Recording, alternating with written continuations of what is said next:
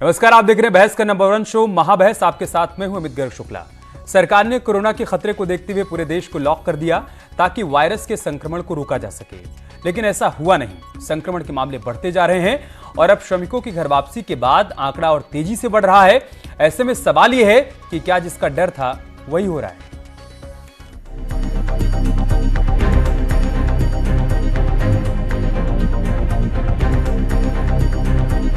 प्रदेश में 23 करोड़ की जनसंख्या है। देश के सबसे बड़े राज्यों में सबसे ज्यादा जनसंख्या वाले प्रदेश में 75 जिले हैं। देश के कई प्रदेशों में जब कोरोना पैर पसार रहा था, तब यूपी सरकार कोरोना संक्रमण पर लगाम लगाने में एक तरह से कामयाब होती दिखाई दे रही थी, लेकिन अब तस्वीर बदलने लगी है।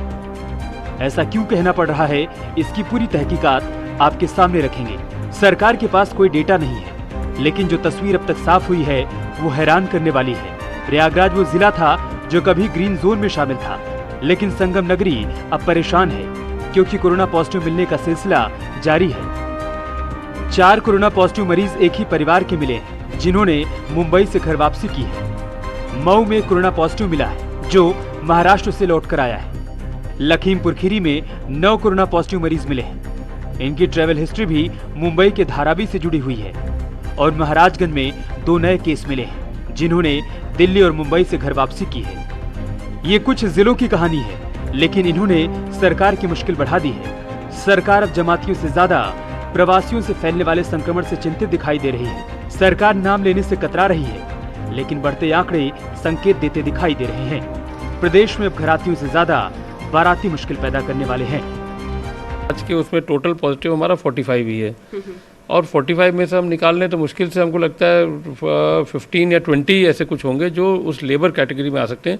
बाकी हमारे पुराने केसेस के कॉन्टैक्ट ट्रेसिंग ही निकल रहे हैं, तो अभी उससे ज़्यादा अभी हम इसको बता भी नहीं पाएंगे। वो पूरा जो हमारा बाढ़ जो आने वाली है उसमें वो धीरे धीरे करके आ रही है। वैसे अब तक प्रदेश में प्रवासी कामगार लाखों की संख्या में लौट चुके हैं, जिसको लेकर सियासत भी शुरू हो चुकी है। बगैर राज्य सरकारों के सहमति के एक भी मजदूर क्वारंटाइन से बाहर नहीं आ रहा। मजदूर पूरा सहयोग कर रहे हैं, देश पूरा सहयोग कर रहा है, और उसके बाद भी अगर ये महामारी गांव तक पहुंचती है तो इसका निश्चित जिम्मा केंद्र सरकार और राज्य सरकार का होगा। उनको सही ट्रांसपोर्टेशन देना और सुरक्षित उनको क्वारंटाइन सेंटर तक पहुंचाना, जहां खाने पीने की व्यवस्था अच्छी हो, मेडिकल फैसिलिटी अच्छी हो, सही उनकी टेस्टिंग हो जाए, फिर सुरक्षित उनको गांव घर वापस पहुंचा दिया जाए। लेकिन सरकार अपनी नाकामी छुपाने के लिए, सरकार के श्रम मंत्री कहते हैं कि जो प्रवासी मजदूर उत्तर प्रदेश आ रहे हैं ये मौत के सौदागर है, मौत लेके आ रहे हैं। सर, ये हमारे आपके खून है, उत्तर प्रदेश का खून है। ये अपने घर, अपने माँ बाप, अपनों के पास, अपने गाँव वापस आ रहे हैं, कहीं और नहीं जा रहे हैं। अपनी नाकामी छुपाने के लिए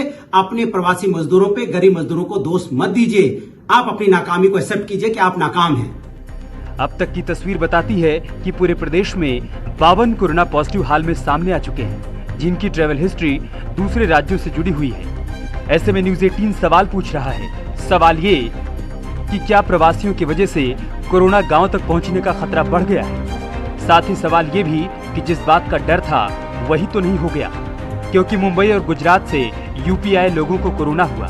ऐसे में सवाल ये भी है कि बाहर से आए लोगों को हुआ कोरोना कैसे रोकेंगे। और सबसे बड़ा सवाल ये कि क्या प्रवासियों को बुलाकर सरकार ने खतरा मोल ले लिया है। Bureau report, news 18।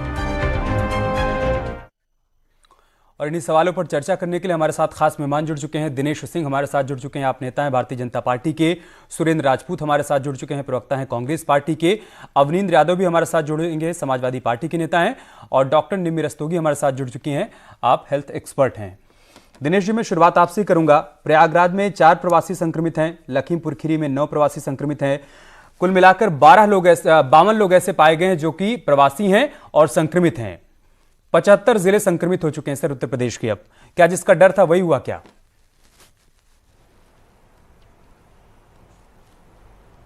देखिए, इसको 2 पार्ट में अमित जी अगर हम लोग बात करें तो कोरोना क्या जो संक्रमित हैं उनकी संख्या बढ़ रही है, आपका सवाल ये है। प्रवासी जो आ रहे हैं उनकी वजह से, देखिए 2 चीजें हैं। ये प्रवासी कहीं भी रहें, अगर वो संक्रमित हैं तो संक्रमित हैं। अगर वो देश में आंकड़े देखे जाएंगे तो निश्चित तौर पर आंकड़े एक समान होंगे, लेकिन जब वही ट्रेवल करके किसी राज्य में आ रहे हैं तो उनकी संख्या अगर दिखाई देती है तो निश्चित तौर पर उन आंकड़ों में उन प्रदेश की दृष्टि से उसमें इजाफा हो सकता है। लेकिन मुझे लगता है कि ठीक बात है कम से कम लोगों को पता चल रहा है। ये वो लोग नहीं हैं जो अपनी पहचान छुपा रहे हैं, दिनेश ये जी, वो मैं आपको लोग रोक रहा नहीं हूं। हैं जो अपनी दिनेश जी, मैं बीमारी आपको को रोक छुपा रहा रहे हैं। हूं। दो बातें अगर ये दिनेश कहीं जी, मुंबई, आप ये दिल्ली, करें कहीं कि से जो भी आ संक्रमित रहे हैं, है, जो जहां रहेगा वहां संक्रमित ही रहेगा, लेकिन मान लीजिए जहां था वहां से कहीं और गया और उसके संपर्क में 5 और लोग आए, तो वो भी तो संक्रमित होंगे ना सर? अमित जी, वो जहां रह रहा है, अगर वहां उसकी जांच नहीं हो पाई है तो पता नहीं कितने लोगों को वहां भी संक्रमित कर रहा है। ये तो जब प्रवासी वहां से आ रहे हैं तो उन राज्यों का ये उत्तरदायित्व तो बनता है कि उनके आने के पहले उनकी ठीक से जांच वहां करा के भेजें। ये तो जहां भी रहेंगे, अगर वो संक्रमित हैं तो चाहे वो उत्तर प्रदेश में रहे, चाहे वो मुंबई में वो रहे, तो आप भी चाहे करवा वो रहे हैं, दिल्ली में रहे, आप कहीं क्या भी जब रहें, श्रमिकों को वो वापस संक्रमित ला रहे लोगों हैं को संकट तो उनकी फैलाएंगे, जांच नहीं करवा रहे हैं क्या? उनको क्वारंटाइन में नहीं रख रहे हैं क्या? उनको ऐसे घर भेज दे रहे हैं क्या? बिल्कुल उनकी जांच हो रही है। जांच होने के बाद ही तो ये मामला सामने आ रहा था। अब तक जिन राज्यों में थे वहां इन लोगों को, बेचारों को पता नहीं चल पा रहा था। जैसे अभी आप एक घटना कल की आपके ही चैनल में मैंने देखा कि एक प्रवासी जो है वो अयोध्या आ रहा था, रास्ते में ट्रेन में एक्सपायर कर गया।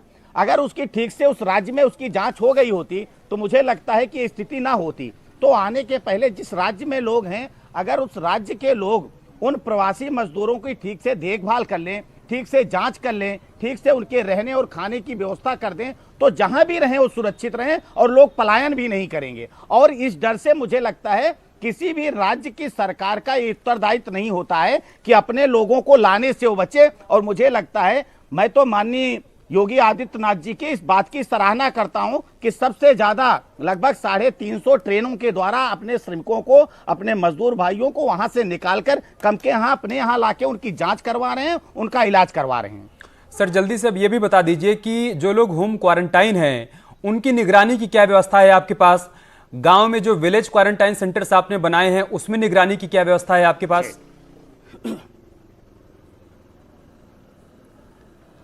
देखिए, दो चीजें हैं। जब ये कोई मजदूर वापस आ रहे हैं तो इनको जिले पर ही पहले जांच की व्यवस्था है। वहां से अगर ये इनमें कोई लक्षण नहीं दिखाई दे रहा है, ये अगर होम क्वारंटाइन की उनके पास व्यवस्था है तो होम क्वारंटाइन होते हैं। वहां के प्रधान हैं, वहां के सेक्रेटरी हैं, वहां के आंगनबाड़ी कार्यकर्ता हैं, ये सारे लोगों की देखभाल में वहां पर होम क्वारंटाइन होते हैं। माफ कीजिएगा, ऐसा कुछ नहीं हो रहा है। और आप तो गांव से जुड़े हुए हैं, मैं भी गांव से हूं।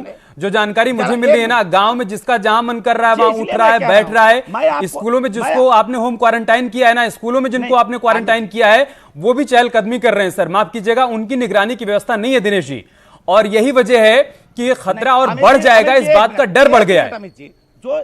ठीक है अवनींद्र यादव जी, जब तक इन श्रमिकों को नहीं लाया जा रहा था, आप लोग कह रहे थे कि कोटा से छात्रों को लाया जा रहा है, तो फिर मजदूरों को क्यों नहीं लाया जा रहा है, श्रमिकों को क्यों छोड़ दिया जा रहा है? अब सबको लाया जा रहा है तो नंबर्स भी बढ़ रहे हैं। अब ठीक है सर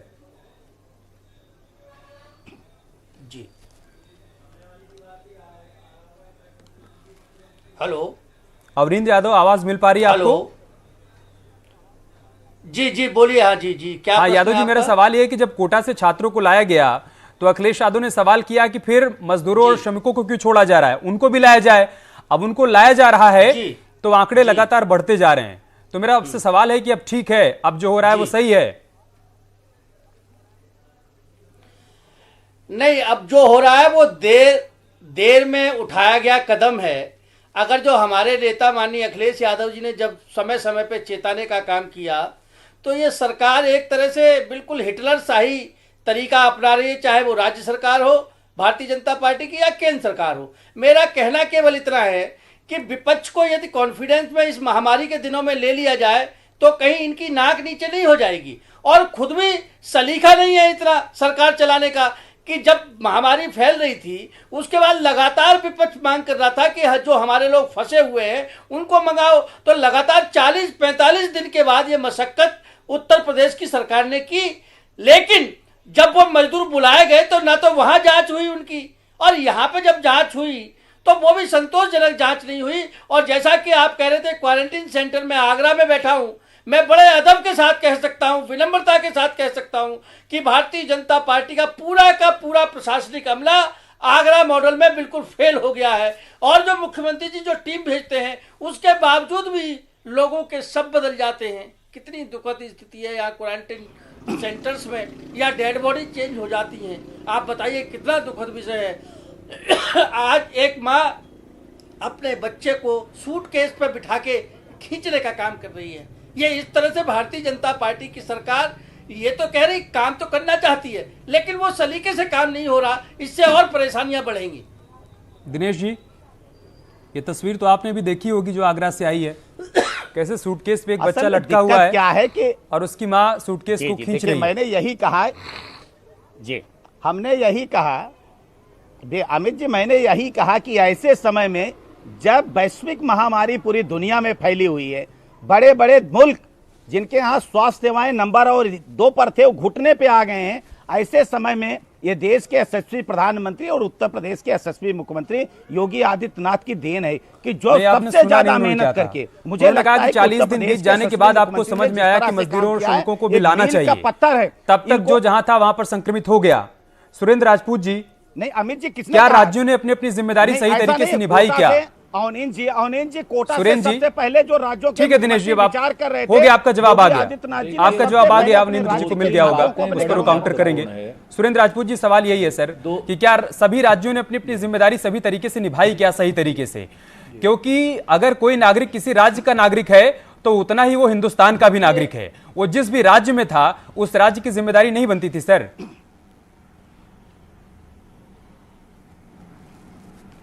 अमित भाई, मैं आपसे 100% सहमत हूं।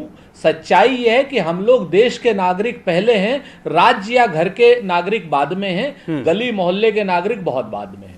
मैं आपसे पूरी तरीके से सहमत हूं और सच्चाई यह है कि जो जिस राज्य में था उसको उसकी पूरी जिम्मेवारी निभाई जानी चाहिए थी, वो चाहे महाराष्ट्र की सरकार हो, चाहे गुजरात की हो, चाहे राजस्थान की हो, या मध्य प्रदेश की, या कहीं की भी हो। इसमें कहीं कोई दो राय नहीं। हम किसी भी चीज की इस बात पर आपत्ति नहीं करते हैं। जो कमी अगर रही है तो उस कमी को भी पूरा होना चाहिए। लेकिन शायद दिनेश जी को एक जानकारी नहीं है कि महाराष्ट्र से जो भी श्रमिक यूपी में आ रहे हैं, उन सारे श्रमिकों को उत्तर प्रदेश के नोडल ऑफिसर मेडिकल कराने के, ये जिम्मेवारी उत्तर प्रदेश के उस नोडल ऑफिसर की बंबई में है, ये जिम्मेवारी उस नोडल ऑफिसर की नागपुर में है, या जहां से भी वो श्रमिक आ रहे हैं वो उत्तर प्रदेश का नोडल अधिकारी वहां पर उसको सर्टिफाई करता है कि इसकी मेडिकल जांच हो चुकी है, ये फिट टू फाइट है, ये इसको कोई बीमारी नहीं है, इसको कोरोना नहीं है। उसके बाद वो श्रमिक स्पेशल में बैठाया जाता है।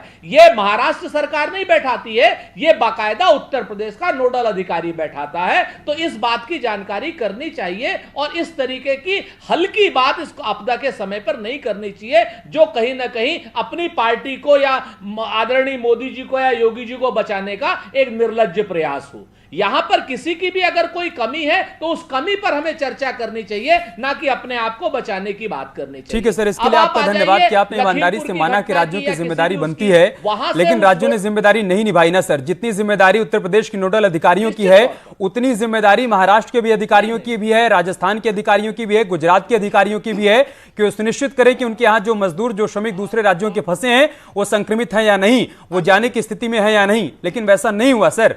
दिनेश जी, अगर आप जवाब देना चाहें जिस बात का जिक्र सुरेंद्र राजपूत जी कर रहे हैं कि आपके नोडल अधिकारी वो क्या कर रहे हैं जिनको आपने नियुक्त किया है, जिनको स्क्रीनिंग करनी है, जांच करना है और उसके बाद श्रमिकों को रवाना करना है। अभी मेरी बात पूरी नहीं हुई है और ये मेरे ठीक है, जल्दी से पूरी कर लीजिए आप, उसके बाद दिनेश जी जवाब दें।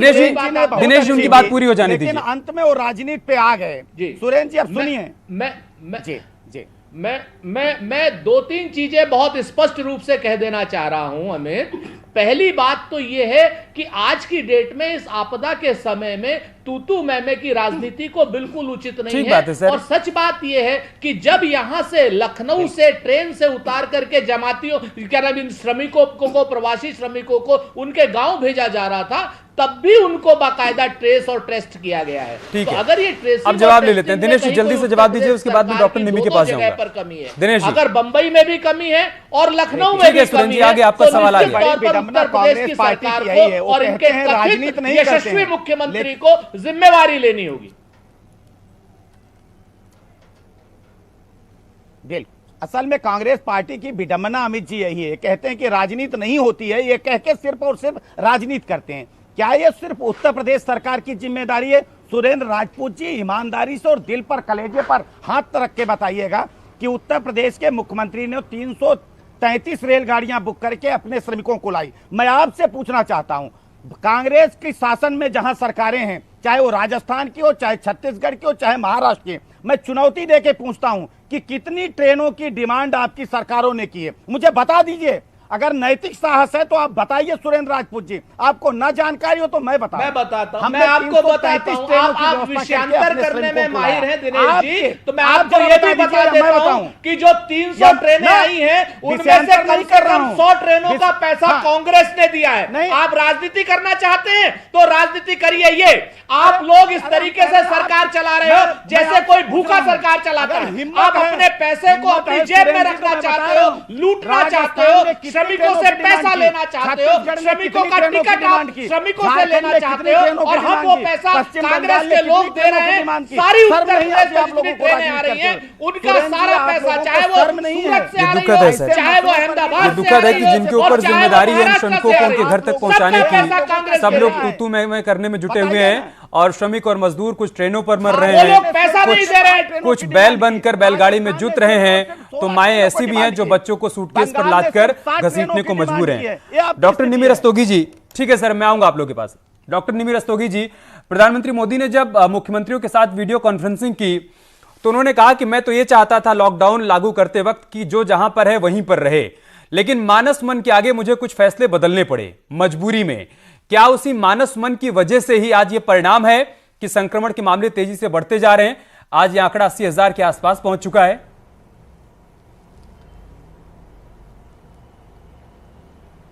जी देखिए, कोई भी इंसान जो इस वायरस और इस बीमारी की प्रकृति को समझता है उसे ये पता है कि ये इंसानी मूवमेंट से जुड़ा है। यानी कोई भी इंसान जब यातायात करता है, लोगों से मिलता है, एक शहर या एक देश से दूसरे देश में आता है, तो वो अपने साथ अपने सेट ऑफ जर्म्स लेके आता है।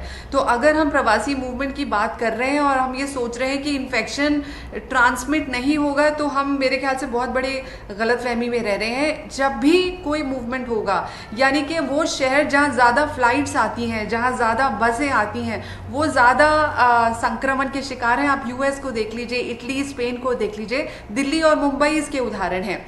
लेकिन जब हम मूवमेंट करा रहे हैं लोगों का एक राज्य से दूसरे राज्य में, तो कुछ यूनिवर्सल प्रोटोकॉल्स होती हैं। कॉन्टैक्ट ट्रेसिंग और क्वारंटाइन की एक प्रोटोकॉल होती है जिसको अगर स्ट्रिक्टली फॉलो किया जाए, जैसा कि पहले किया जा रहा था जब कम लोग थे, लेकिन सडनली जब बहुत ज़्यादा लोग आ गए तो ह्यूमनली इम्पॉसिबल मेरे ख्याल से सरकारों के स्तर पर लग रहा है कि अब वो कॉन्टैक्ट ट्रेसिंग नहीं कर पा रही हैं। लेकिन कुछ मोटे मोटे रूल, यानी कि कोई भी व्यक्ति 14 दिन तक डॉक्टरों की या क्वारंटाइन की निगरानी में रहेगा और वो अपनी कंडीशन के बारे में डिक्लेयर करेगा, और थोड़ी सी जिम्मेदारी लोगों में भी होगी। अगर उनको बुखार खांसी है तो वो घर से चले ही ना। तो मेरे ख्याल से अकेले सरकार नहीं कर सकती, इसमें लोगों का बहुत बड़ा रोल होना चाहिए। उनको समझना चाहिए कि एक इंसान 60 इंसानों को इन्फेक्ट कर सकता है। हो सकता है वो तो सही सलामत घर पहुंच जाए, लेकिन उनकी वजह से हो सकता है कि संभव नहीं हो कि इतने बड़े पैमाने पर लोगों की निगरानी की जाए, उनकी स्क्रीनिंग करवाई जाए। डॉक्टर निमि, लेकिन इसी उत्तर प्रदेश में हमने देखा है कि कैसे दिव्य कुंभ भव्य कुंभ का आयोजन हुआ, वहां पर तंबुओं का पूरा शहर बसाया गया, करोड़ों की आबादी आई और सभी के रहने खाने का वहां पर इंतजाम था। तो फिर क्या ये लाखों लाख जो श्रमिक और मजदूर आ रहे हैं, इनके लिए हम ऐसी व्यवस्था नहीं कर सकते थे क्या? इस तरीके से तंबुओं का एक शहर नहीं बसा सकते थे क्या कि जहां पर इनको रखा जाता वहां इनकी स्क्रीनिंग होती, वहां पर यह सुनिश्चित किया जाता 15 दिन तक इनको रखकर कि सभी लोग पूरी तरीके से स्वस्थ हैं, वे अपने घर जा सकते हैं? ऐसा नहीं हो सकता था क्या? जी बिल्कुल पॉसिबल है, बिल्कुल पॉसिबल है। इसमें सरकारों की तैयारी चाहिए थी। यूपी एक बहुत बड़ा राज्य है, तो उनको वॉर लेवल पे इसकी तैयारी करनी चाहिए थी और प्रीएम्प्ट करना चाहिए था, पहले से भाप लेना चाहिए था कि इतने सारे श्रमिक या इतने सारे प्रवासी जो वापस आ रहे हैं वो अपने साथ अपने कीटाणु ला रहे हैं, और वो कीटाणु आपको एकदम से नजर नहीं आएंगे। हो सकता है 14 दिन में वो नजर आए और उस दौरान हम उनका संक्रमण और लोगों में बचा सकते हैं। अब भी हम ये कर सकते हैं, अभी भी कोई ज्यादा वक्त नहीं बीता है। तो मेरे ख्याल से सब कुछ छोड़ के सरकारें कॉन्टैक्ट ट्रेसिंग, क्वारंटाइन और आइसोलेशन पर जोर दें और इसमें इतने स्ट्रिक्ट रूल बनाएं कि कोई इसको तोड़ ना सके। मेरे ख्याल से अभी भी उम्मीद है कि हम गांव तक फैलने से रोक दिनेश जी, सकते कोई भी आपदा बताकर नहीं आती। मैं आ रहा हूं, आपके पास आ रहा हूं मैं अवनींद्र जी। दिनेश जी, कोई भी आपदा बताकर नहीं आती है। हम समझ रहे हैं कि दुनिया भर के सारे देश इस वक्त परेशान हैं, है ना, लेकिन आपदा आ जाने के बाद हमारी क्या तैयारियां हैं? अगर उसमें किसी प्रकार की कोई कमी रह जाती है तो फिर सवाल खड़ा होता है। सर, सवाल ये खड़ा हो रहा है कि आप लगातार ये दावे कर रहे थे कि हर जिले में हम इतने 1000 क्वारंटाइन सेंटर्स बना रहे हैं जहां पर हजारों मजदूरों को रखा जा सकता है। उसके बावजूद ये मजदूर सड़क के माध्यम से, किसी और माध्यम से चलते फिरते आ रहे हैं, अपने गांव तक पहुंच जा रहे हैं, अपने घरों तक पहुंच जा रहे हैं और वहां जाकर संक्रमण को फैला रहे हैं। तो फिर उन सारे दावों का क्या सर, जो किया जा रहा था आपकी तरफ से? अमित जी, ये दावे झूठे नहीं हैं। आज भी हर जिले में, एकमात्र उत्तर प्रदेश ऐसा राज्य है जहां आज हर जिलों में वेंटिलेटर की व्यवस्था है। ऐसा नहीं, अभी डॉक्टर साहिबा जो कह रही थी बिल्कुल कि जो स्टैंडर्ड प्रोटोकॉल है उसका अनुपालन किया जाना चाहिए और अनुपालन हो रहा है। यही जो लोग विदेशों से लौट रहे हैं अमित जी, बड़े लोग, उन पर कोई सवाल नहीं पैदा हो रहा है। लेकिन हम अपने श्रमिकों को, जो हमारे मजदूर हैं, जो हमारे श्रमिक हैं, जो मुंबई, दिल्ली, बंगाल कहीं भी फंसे हुए हैं, उनको उस पर भी तो आप गिर रहे हैं ना। हालात पर नहीं छोड़ देते हैं। विदेशों से जिन लोगों को जहाज पर लाया जा रहा है उस पर भी आप गिर रहे हैं। हम लोग ये सवाल कर रहे हैं कि जिनको इंडिया पसंद नहीं था, जो इंडिया से बाहर चले गए थे, उनको तो आप हवाई जहाज में ला रहे हैं और जो भारत का निर्माण करने में व्यस्त थे वो सड़कों पर रेंग रहे हैं। सर, वो ट्रेन की पटरियों पर कट रहे हैं, मर रहे हैं। नहीं, देखिए, सुनिए, जो अपने देश में है अमित जी, यही फर्क है ना। जो अपने देश में है, कम से कम वो अपने देश की सरकारों के अंदर हैं। हो सकता है कि महाराष्ट्र में हमारी सरकार ना हो, दूसरी पार्टी की सरकार हो, लेकिन वो भारत की सरकार है, उस स्टेट की सरकार है, वहां पर रहने वाले लोग भारत के हैं। लेकिन जो दूसरे मुल्क में फंसे हुए हैं, वहां उनका कौन अपना है? एक एम्बेसी छोड़कर वहां कौन है? उनको भी आना चाहिए और जो महानगरों में फंसे हैं उनको भी लाना चाहिए। सर, और तो ये जो उत्तर वीडियो प्रदेश एक कॉन्फ्रेंसिंग ऐसा होती राज्य है मुख्यमंत्रियों के जो साथ, अपने सैनिकों की सबसे उसमें इस ज्यादा बात का चिंता जिक्र कर रहा नहीं है, होता है उनको क्या लाइन कि आपकी ला जिम्मेदारी भी रहा बनती है कि और आपके उनके राज्य में राशन किसी के, भी राज्य का उनके अगर श्रमिक उनके है, जीवन मजदूर यापन है, कामगार है, तो आप उसकी सुरक्षा करिए, आप उसको क्वारंटाइन करिए, आप उसका टेस्ट करवाइए। फिर उस वीडियो कॉन्फ्रेंसिंग में, उस मीटिंग में होता क्या है सर?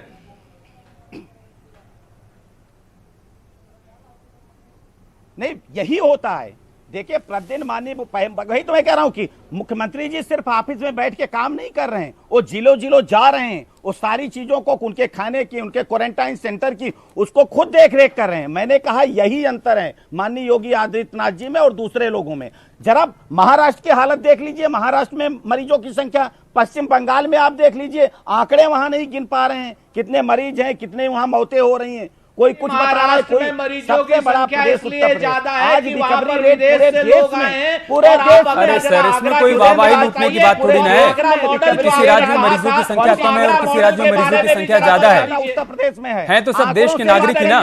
आपने आगरा मॉडल को पूरे देश में बताया था, शर्म नहीं आती है आप लोगों को?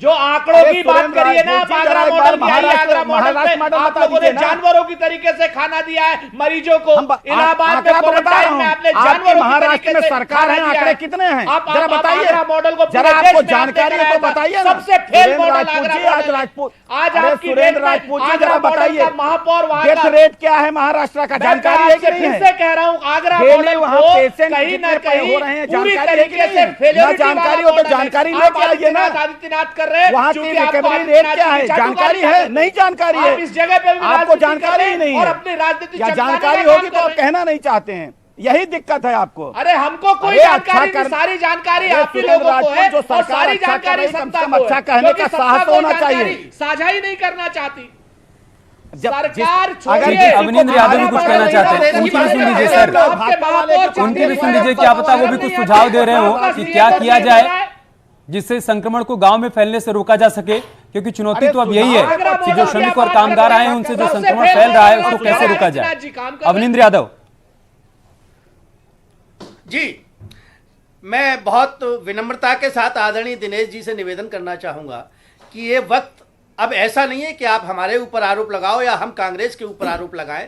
समाजवादी पार्टी का मानना ही है, वेरी फर्स्ट डे से, जिस दिन से ये परेशानी जहन में आना शुरू हुई या वायुमंडल में फैलना शुरू हुआ, समाज में ये कोरोना का कहर शुरू हुआ, तभी से समाजवादी पार्टी के नेतृत्व ने सरकारों को समय समय पर राय देना शुरू किया।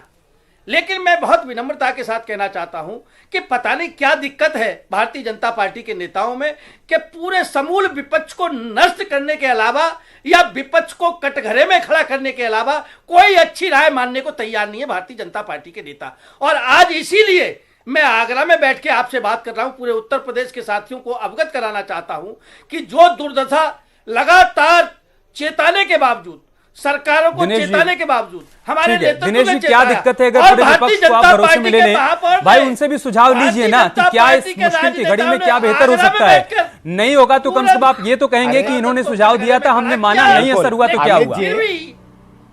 दिनेश जी कोई हल नहीं निकल के दिया। और आगरा अमित जी मुझे बताइए, जब प्रधानमंत्री जी बैठक कर रहे हैं तो उसके हर राज्य के मुख्यमंत्रियों को बुला रहे हैं, उसमें किसी राज्य के मुख्यमंत्री को छोड़ दे रहे हैं कि वहाँ दूसरे पार्टी की शासन है, दूसरे पार्टी की सरकार है, तो जिस पार्टी का मुख्यमंत्री नहीं है उसकी बात भी कर लीजिए ना। वो कह रहे हैं कि अखिलेश यादव डे वन से सुझाव दे रहे हैं, आपको सुनने को तैयार नहीं है। तो एक बार विपक्ष के नेता के नाते उनको ही बुला के बात कर लेते कि उनके मन में क्या चल रहा है, श्रमिकों को लेकर, कामगारों को लेकर या संक्रमण को रोकने को लेकर। असल में क्या है, ये लोग अवनींद्र जी, कुछ लोग सिर्फ राय बहादुर हैं जो राय दे रहे हैं। ये सिर्फ आगरा में रहते हैं ना, इनसे जरा पूछिए आगरा में कर क्या रहे हैं। समाजवादी पार्टी के कार्यकर्ता वहां कर क्या रहे हैं, कितने जगह लंगर चला रहे हैं, पहुंचा रहे हैं। राय बहादुर को हमने भी चलाया है, राय बहादुर से उत्तर प्रदेश में समाजवादी पार्टी ने कई बार शासन किया है। राय बहादुर नहीं है, बहादुर कहेंगे किसी को आप किसी की बात सुनना नहीं चाहते, आप विपक्ष की बात को दबाना चाहते हैं, अपने अभिमान में आप विपक्ष की बात को दबाना चाहते हैं, जनता खत्म विपक्ष की राय नहीं लेना चाहते, अपने अभिमान में पूरे देश का आप लोगों को खत्म किया है, कोई अभिमान नहीं, नेपथ्य में डाल दिया है। हमने उत्तर प्रदेश में शासन भी किया है, डॉक्टर एक बार नहीं कई बार शासन चलाया। जिस तरह की कुकुमैन हो रही है डॉक्टर निमी, जिस तरह की कुकुमैन हो रही है, क्या लग रहा है हम बहुत हल्के में लेने लगे क्या? क्योंकि जब 500 केसेस थे तो लॉकडाउन किया गया, अब धीरे धीरे चीजों में छूट दी जा रही है, और अब तो ये कहा जा रहा है कि पहले कहा गया था कि जान है तो जहान है, अब जिस तरीके से शराब की दुकानें खोली गई तो कहा जा रहा है कि जाम है तो जहान है। हल्के में लेने लगे क्या हम डॉक्टर निमी? बिल्कुल हल्के में ले रहे हैं, क्योंकि हम इस वायरस को अंडर एस्टिमेट कर रहे हैं। ये बहुत बड़ी समस्या है, और सारे रिसोर्सेज अगर हम पूल कर दें, ऑपोजिशन पार्टी और जितनी भी जो गवर्निंग पार्टी है वो, plus NGOs, plus communities, plus आप सब लोग, media, everybody should put in, क्योंकि ये this is touching everybody's life. हर एक इंसान को ये प्रभावित कर रही है हर लेवल पर।